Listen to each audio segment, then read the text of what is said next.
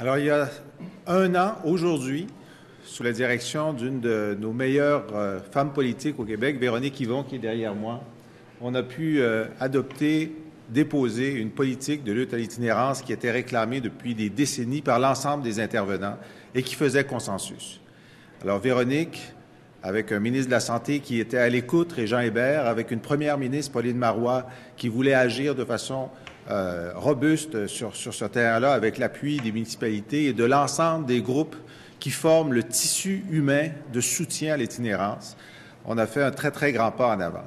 52 semaines plus tard, ce gouvernement réitère la qualité des objectifs, mais une partie des sommes que nous avions prévues, que Véronique avait prévues, mais par ailleurs déconstruit et freine l'élan qui avait été donné. Et en particulier, dans l'autre volet de ce financement qui vient avec notre argent du gouvernement canadien, 20 millions de dollars par année, qui étaient jusqu'à maintenant consacrés à l'ensemble des actions très polyvalentes qui ont été développées au Québec sur l'ensemble des variables qui mènent à l'itinérance ou qui permettent d'en sortir. Le gouvernement Harper a décidé qu'il y avait une meilleure façon de faire les choses, une façon qui excluait les organisations communautaires. L'Assemblée nationale, unanimement, a demandé à ce que le gouvernement Harper respecte la façon du Québec. La ministre responsable a eu le mandat d'aller porter ce message à Ottawa et un peu avant Noël, elle a cédé. Elle a cédé à l'harperisation de la politique en itinérance au Québec et elle a fait en sorte que sur les 20 millions, il y en ait 13 qui ne soient plus disponibles pour les organisations qui accompagnent les itinérants.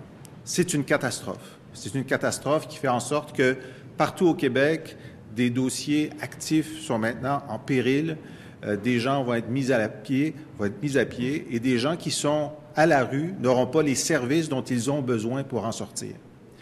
Alors, ce gouvernement, parce qu'il a mal défendu les intérêts du Québec face à Ottawa, ce gouvernement, parce que de toutes sortes de façons, est en train d'assécher les autres revenus des groupes communautaires, que ce soit en démantelant les organismes locaux et régionaux de concertation, en introduisant des modifications à l'aide sociale qui font en sorte que 7000 assistés sociaux ne pourront plus avoir des traitements pour sortir de la dépendance et de toutes sortes d'autres façons sont en train, en fait, de paver la voie à une augmentation de l'itinérance.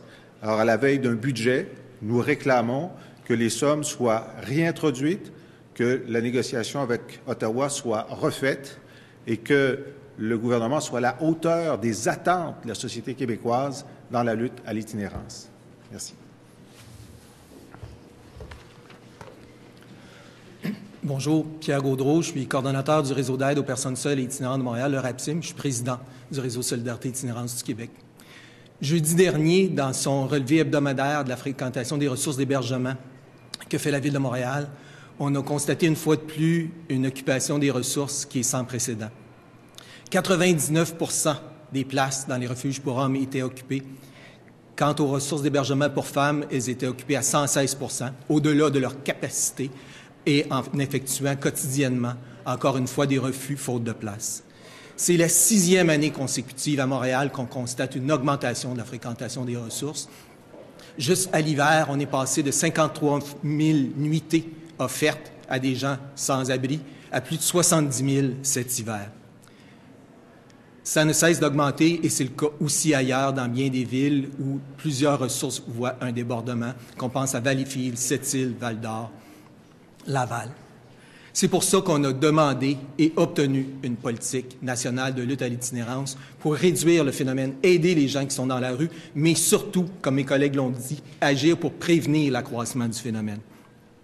On a une bonne politique, on a un plan d'action qui est une bonne recette, mais on est mal barré dans le déploiement de cette politique-là avec le plan d'action et les moyens qui ont été mis en place. Un élément majeur qui manque notamment au gouvernement, avec une politique nationale, il doit avoir un leadership. Or, on ne sent pas ce leadership de la part de la ministre responsable du dossier, la ministre déléguée aux services sociaux, Mme Lucie Charlebois, ni de la part des ministres qui sont concernés. Il y a une dizaine de ministères qui sont concernés, qui sont signataires du plan d'action interministériel. Nous, on voit sur le terrain, en les rencontrant, qu'il y a une dizaine de ministres qui n'ont pas de l'air très au courant, qui sont responsables du déploiement d'une politique pour prévenir l'itinérance. Il y a un prochain budget qui s'en vient dans quelques semaines et c'est absolument nécessaire qu'il y ait des investissements importants, accrus pour prévenir l'itinérance, pour qu'on arrête de constater année après année l'accroissement d'itinérance. Une des réponses, parce qu'il n'y en a pas une, c'est un des éléments forts de la politique adoptée sous Mme Yvon, c'est qu'il faut agir sur bien des niveaux. Le logement, le revenu, la réinsertion, la judiciarisation. Mais le logement est un élément important.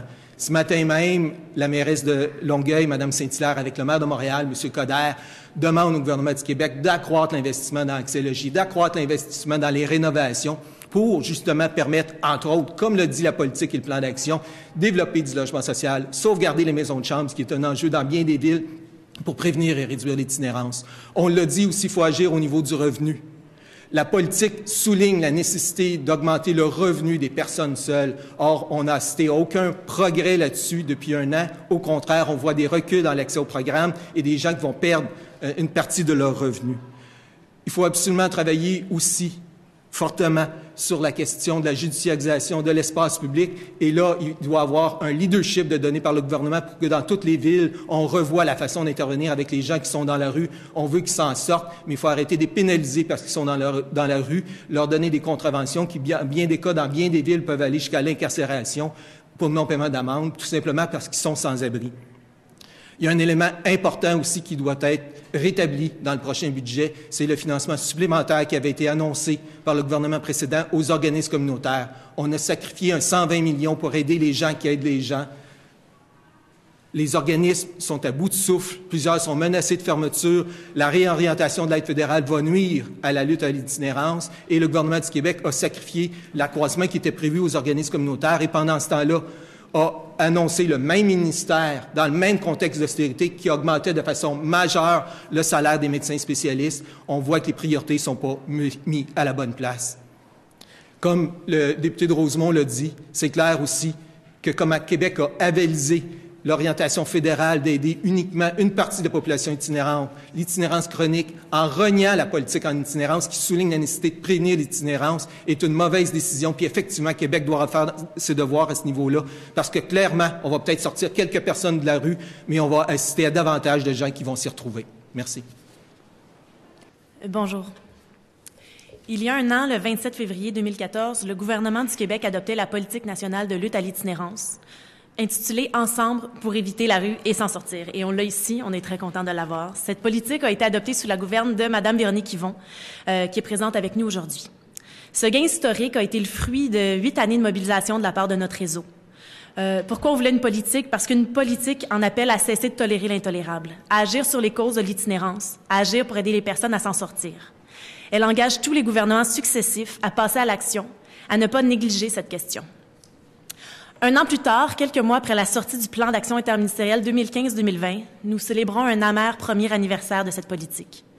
Le plan d'action rendu public par la ministre Lucie Charlebois respecte certes la vision de la politique, mais manque cruellement de moyens. Des coupures aux différents ministères auront des impacts sur les personnes vulnérables et on peut penser aux coupures potentielles sur le programme Accès-Logis pour construire du logement social. On peut penser au nouveau règlement de l'aide sociale, au programme de réinsertion qui resserre leurs balises, à l'aide aux enfants aux difficultés dans nos écoles et j'en passe. Comme si ce n'était pas assez, la signature d'une entente Canada-Québec sur le financement fédéral, réorientant les sommes vers le logement privé, met en péril de nombreux services essentiels pour les personnes vulnérables, les personnes de la rue. Nous, représentants du RSIQ, sommes venus aujourd'hui à l'Assemblée nationale, en provenance de Québec, de Montréal, de la Montérégie, de Lanaudière, pour parler d'une même voix au nom des organismes du Québec. Nous sommes venus pour rappeler au gouvernement du Québec qu'il est de sa responsabilité d'agir sur le droit à un revenu décent, sur le droit au logement, sur le droit à la santé, à l'éducation, à la citoyenneté, à l'égalité. Nous sommes ici pour interpeller le gouvernement à la veille de son prochain budget, parce que les personnes qui dorment à la rue, qui vivent à la rue, qui meurent parfois même à la rue, ne doivent pas faire les frais de l'austérité budgétaire. Merci. Le parcours des personnes en situation d'itinérance sont multiples et leurs visages témoignent d'une très grande diversité de situations. Cette diversité commande des interventions différentes et adaptées aux réalités des personnes. Le travail de rue, l'hébergement d'urgence et transitoire, les centres de jour, le soutien communautaire en logement, les journaux de rue et bien d'autres pratiques sont développés par les communautés et permettent d'accompagner les personnes en situation d'itinérance ou à risque de l'être. Il est primordial de reconnaître et de soutenir cette diversité d'approches afin d'intervenir efficacement. Comme le définit la politique, l'itinérance est l'aboutissement d'un processus de désaffiliation. Ce processus est fréquemment marqué par de multiples ruptures, des impasses et des difficultés qui engendrent la dégradation du lien social. Il est essentiel d'intervenir en amont afin d'éviter ces ruptures. Bien que les jeunes soient particulièrement marqués par ces ruptures puisqu'ils vivent une période de transition vers l'âge adulte, il est nécessaire d'intervenir de manière préventive auprès de l'ensemble des populations à risque, telles que les Premières Nations, les personnes issues de l'immigration et de plus en plus de personnes âgées. Agir pour éviter la rue et en sortir demande impérativement de développer une vision globale. Il faut comprendre que la prévention ne se limite pas à déceler les risques dès la petite enfance, comme l'expose le plan d'action, mais également à agir sur les causes structurelles. Qu'on parle du logement, de la santé, de l'éducation, de la réinsertion sociale et du revenu.